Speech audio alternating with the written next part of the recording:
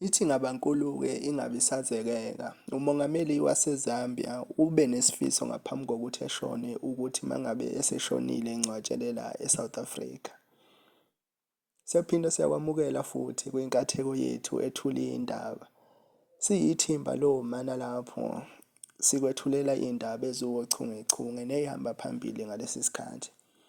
Njengamanje siza nezithi umongameli waseZambia ngaphambi kokuthi eshone wayekade eshiye isifiso sokuthi mangabe esengcwatshwa ucela ukuthunelwa la eSouth Africa.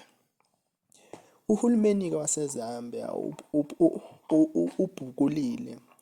Njengamanje uye enkantolo yasePitoli uzama ukuvimba ukuthi umngcwabo wamongameli wabo u-Edgar Lunga ungathathelwa la eSouth Africa.